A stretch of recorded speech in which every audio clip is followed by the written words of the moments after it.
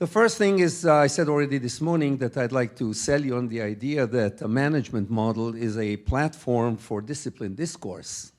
And I will dissect what it says in there. Any model, a verbal, a conceptual, a mathematical, an optimization, a simulation, all of these are basically in this category, and they can be single or multi-objective, and I claim that in most cases, all our models are actually multi-objective and not single. And the discourse in this particular case is a discourse that starts in the formulation of a model, examining intermediate results, evaluating final results, and so on. And the discourse, to me, is at least as important as the mathematical results that you get. It's the fact that around the model, you convene a number of people, experts, stakeholders, and the like, and you impose a discipline of speech or of numbers, and therefore a well-structured model enables and enforces a disciplined discourse. Today I'm going to be talking about uncertainty, and particularly about the Israeli national water system. I'll talk mostly about uncertainty on the supply and on the demand side, but I'll leave uncertainties associated, for example, with the physical system or with the political, economic. All of these impose additional uncertainties. And I will talk very briefly, really in flying over some of the methodological aspects that we're using. On the left-hand side, the integrated national system of Israel. On the right-hand side, the 10 water sources between the Mediterranean Sea on the left and the Jordan River on the right. These 10 sources, this is the only one that is a significant surface water reservoir, the Sea of Galilee, Lake Kinneret. All the others are groundwater reservoirs. Look at the numbers on the lower right-hand side. We will juxtapose the numbers that we'll see later against the 1,200 million cubic meters a year that Israel supposes will be at its disposal, considering the other neighbors here, the Palestinians, who resides in the Gaza Strip over here, and on a major part of the mountain aquifer that is located here. And between the Mediterranean and the Jordan, the number is about 1,700. And again, we have a highly integrated system on the left-hand side, which facilitates moving water around in all possible directions. If we look at the history of the hydrology over time, all these red parts, this is what we just heard from Bob Hirsch in the other hall, these indicate periods of 4, 5, 6, 7 years of deficiency. This is a run under the mean, essentially.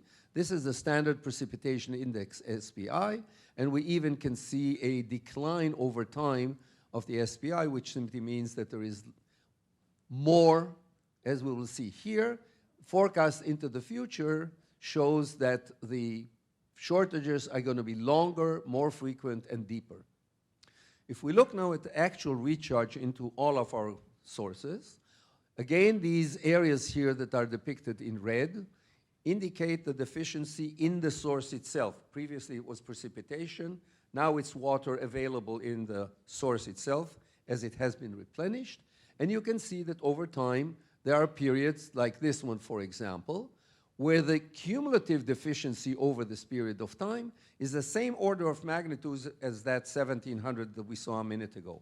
So over a period of 4, 5, 6, 7 years, we have deficiency of this magnitude. Here it's 1,530, here it's 1,770. The question is, are they going to grow with time? But they are definitely already constituting a major difficulty. You can see in the lines that this one, where the average is 1848, and on the right-hand side it's 1643. This is the yellow line. And over the entire period, it's 1748. So you can see a drop of 100 million cubic meters a year from here to there, and a standard deviation about 1/3 of the average, which makes it very difficult.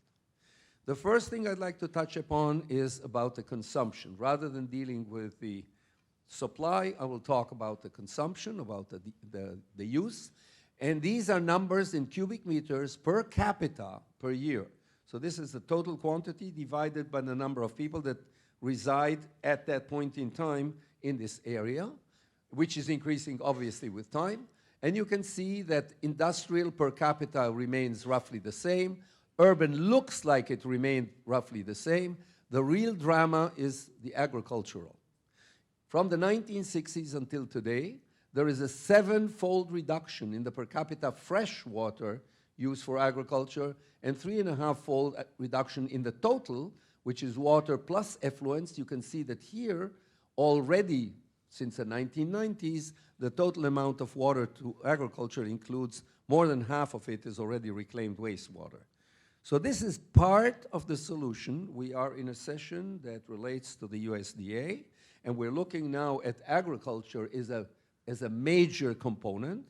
And it's my contention that one of the real effects for solution around the world is in looking at the agricultural water use per capita or per acre or per ton of product and trying to do something about that. We know that the agricultural community is not always able to pay for the extra cost that is associated with efficient use, but I think that societies in general should make sure that they look at the agricultural water consumption and make sure it's most efficient. If we look at the urban supply, first in private homes and gardens, the total municipal areas, and the total settled areas, which then includes also things like hospitals and military camps and so on, you can see that from 2006, 7, 8, there is a substantial drop in the per capita consumption. And again, this is in cubic meters per capita per year. And you see that there has been a drop of about 15% in a place which, to begin with, uses relatively little water per capita. If we look at that specifically, you'll see that there's 15 cubic meters per capita per year in this period from here to about there, and we expect that to remain roughly around this same place. If we look ahead to the year 2050, where we expect to have 14 million people, this difference of 15 cubic meters per capita is already 200 million cubic meters of additional water that would have been required had we not dropped the per capita consumption, and a large desalination plant is in the order of 100 million cubic meters. So these are two large plants in the country. In 2012, we completed at the Water Authority a long-term master plan for the national water sector. This part is just a policy document, but it indicates essentially where we're going. We used a model that aggregates all of the consumers and all of the supplies in the country into one bucket. This is a single bucket of inflows, stochastic, that's the replenishment, and all of the other components that appear in here are essentially what is added from the other direction, desalination, demand goes out, deficits, flows and spills, and so on. And the net result is that we came up with analysis to the year 2050 of the requirements of desalination. And you see we are roughly here, 2014-15. The number is 500 million cubic meters a year. We'll see it in a minute. And the forecast is that it's going to go up to somewhere around 1,500 million cubic meters of desalinated water, in addition to the natural waters, which are going to remain a strategic element in our overall water sector. The government made already a decision to go up to 750 by the year 2020, and that's the horizontal line because there are no decisions above that yet, although the forecast is that we'll have to go above that. And if you look now at the desalination plant that exists already at the moment, you can see that from 2000, it started about 2000, 2001, the planning, and from 2006, 7, 9, the total amount that is here, and you add to that what has been recently completed, these two additional plants that are now in activity, you will see that the total amount that is provided by desalination is almost 600 million cubic meters a year. Recall the 1,200 that we had before, so this is half as much, but it's water that is a higher quality, comes closer to the demand centers, has a different reliability, doesn't depend on nature. Reliability is still an issue, but it's a different one. And so you can see that we have now, in addition to that, there's also brackish groundwater, but the total is an addition of about 50% over the average. So you see that by the year 2050, we anticipate that this is going to be the total amount.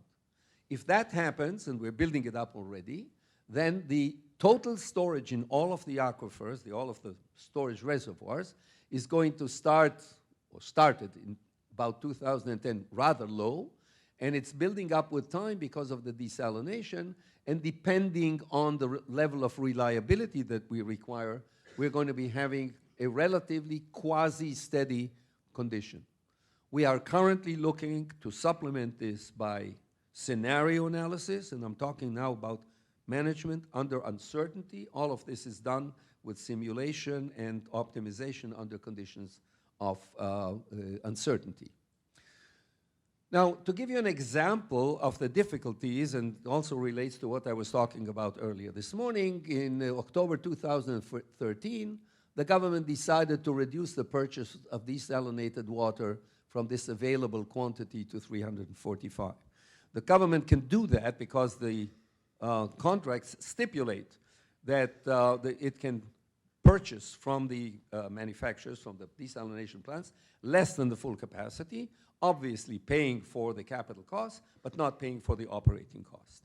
So this was a decision at a time in October 2013 when it was felt by the people in authority that the situation was relatively stable. And we use an aggregate optimization model, I'll show you that in a minute, for determining the optimal reduction plan, and are now doing this on a monthly basis. There is a controversy in the country whether or not we shouldn't be going back to full capacity.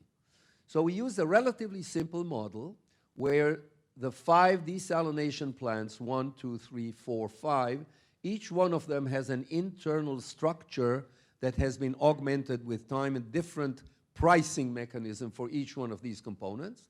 These are all the natural sources, and these are the consumers divided into south, center, and north. And we use a relatively simple optimization model to determine the reduction in the quantity. And again, here is the uncertainty. The uncertainty was in the decision of the government.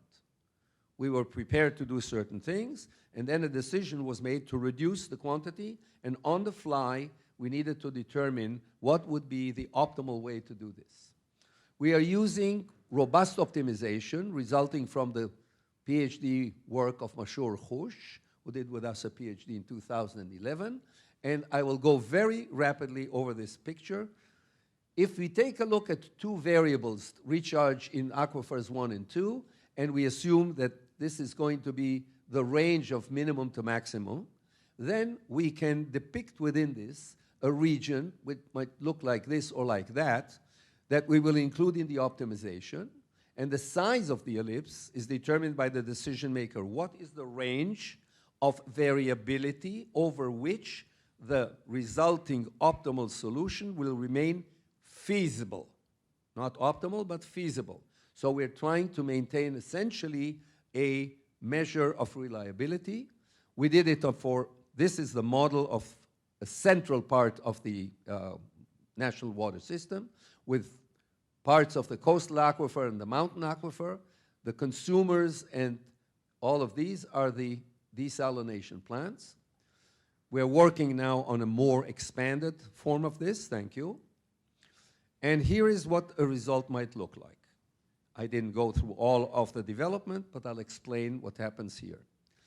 When you take a look at the size of this ellipse that I showed before, the larger the size of the ellipse, the larger the uncertainty that you're taking into consideration. And the number that is relevant is called a theta, a parameter down there. And now if I go to this trade-off, on the vertical is reliability in terms of percentage. On the horizontal is the total cost for a particular run of a particular model. And you can see that as we go to a larger and larger uncertainty, it becomes more and more expensive, and the reliability goes up. So now we look at this trade-off function. This would be a point where we use only the averages, the nominal policy. This is where we would use a completely conservative policy. We would cover practically all of the variability. And each one of these points here is generated for a larger or specific size of the ellipse. And the claim is that probably this looks like a very good compromise solution because we have gained a lot of reliability, and the increase in cost has been relatively modest. It's this amount here. And it's a matter of trade-off that the decision maker now, he can decide to go further up or remain further down, but this is a way of trading off reliability against cost. This is one of the basic things that we do in management under uncertainty in all conditions. We do the same with our private insurance. When we look at insuring our home or our car, that's essentially it. We are trying to trade off reliability versus cost. So, going back to the beginning, I said that any model, whether it's conceptual or verbal or mathematical, and I showed you several of these, it is a platform for disciplined discourse. And this discourse takes place in the development of the concept and then its expression in a mathematical model. And if you do this properly, then it essentially imposes and forces a disciplined discourse. Thank you.